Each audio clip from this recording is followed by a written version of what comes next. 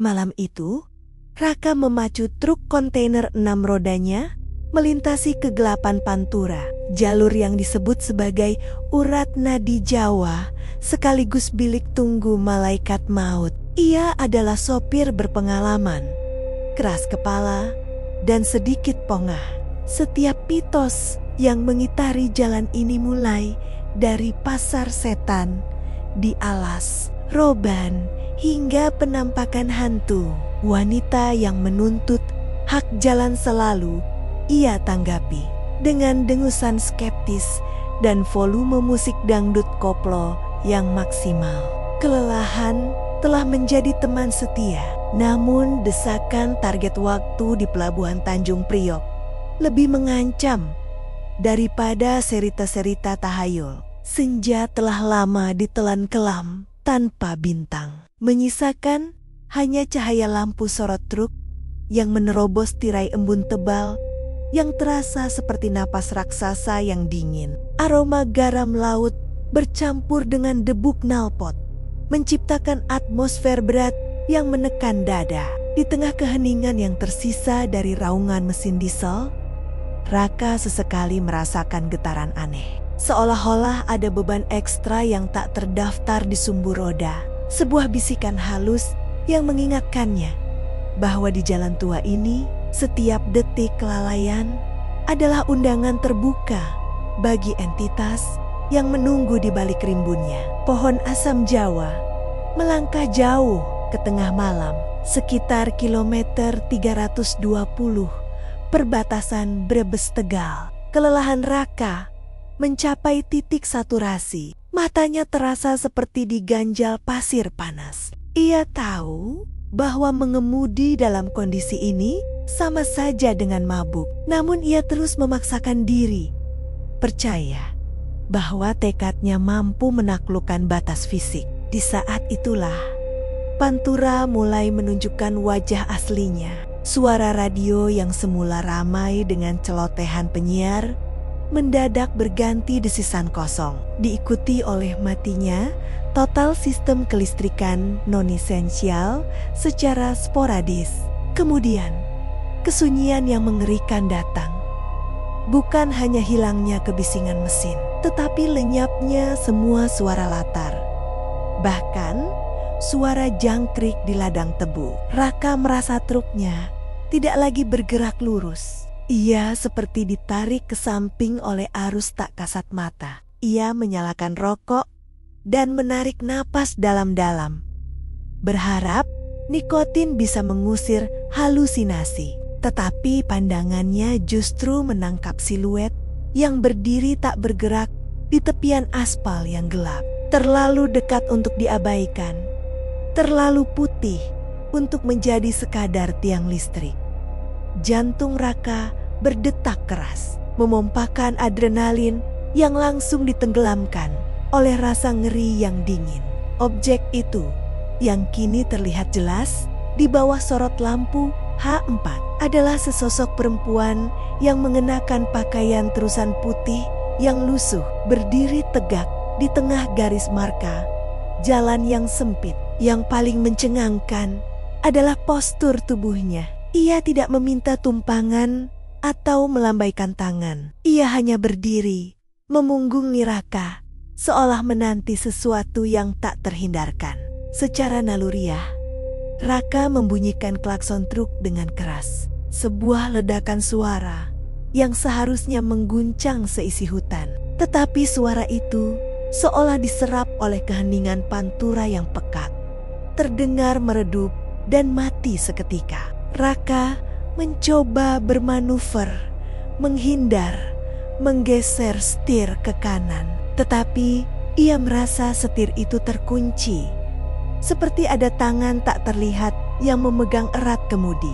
Dalam sepersekian detik, ia menyadari bahwa ia tidak memiliki pilihan selain menabrak entitas itu atau membiarkan truknya terjerumus ke parit di sisi kiri. Sebuah dilema yang menjeratnya dalam kengerian yang tak terperi. Raka mengerem sekuat tenaga. Ban truk menjerit, membelah malam, menghasilkan bau karet terbakar yang menusuk hidung, dan truk berhenti hanya beberapa inci dari punggung wanita itu. Saat ia menghela napas lega, kaca spion samping menangkap gerakan. Sosok itu kini berputar perlahan.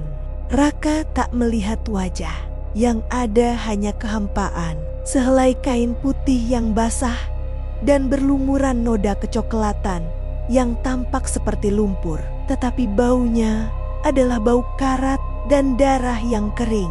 Keheningan yang ada terasa memekakkan telinga, namun kemudian Raka mendengar, bukan dengan telinga, melainkan melalui getaran di tulang belakangnya. Sebuah bisikan yang memohon, "Antarkan aku, Pak. Aku sudah menunggu di sini sejak hujan terakhir turun." Bisikan itu tidak berasal dari tenggorokan manusia. Ia berasal dari aspal, dari angin, dari sejarah kelam kecelakaan beruntun yang pernah terjadi di titik ini 10 tahun silam. Ia meminta tumpangan ke rumah yang ia maksud adalah tempat ia terlempar dari minibus. Sebuah permintaan yang membuat bulu kuduk Raka berdiri dan menyadari bahwa ia telah melewati batas tipis antara realitas dan dimensi gaib yang selama ini ia remehkan.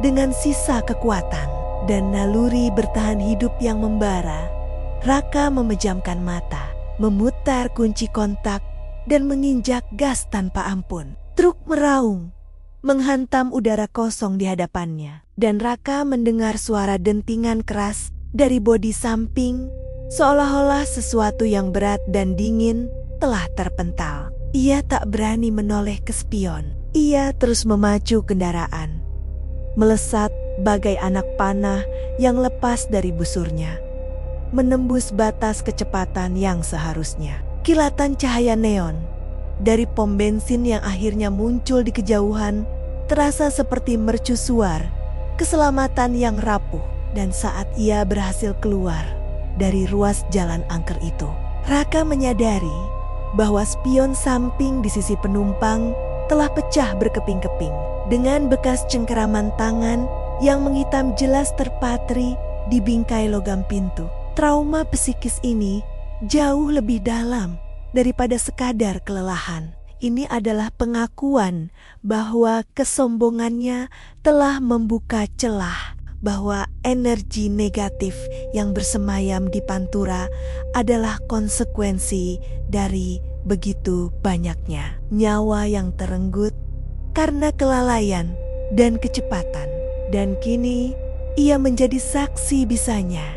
Fajar menyingsing dengan lambat di ufuk timur, memandikan truk Raka dalam cahaya jingga yang meredakan ketegangan.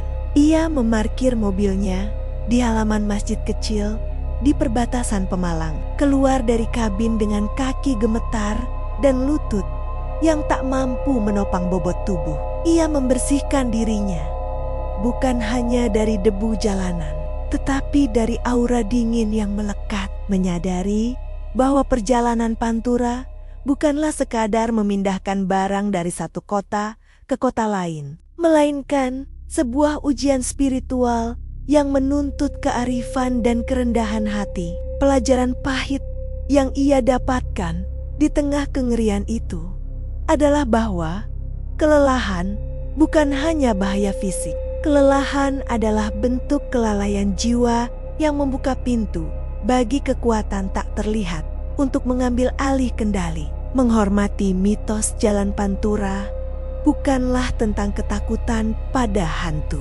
melainkan pengakuan terhadap akumulasi penderitaan masa lalu dan kebutuhan untuk selalu waspada.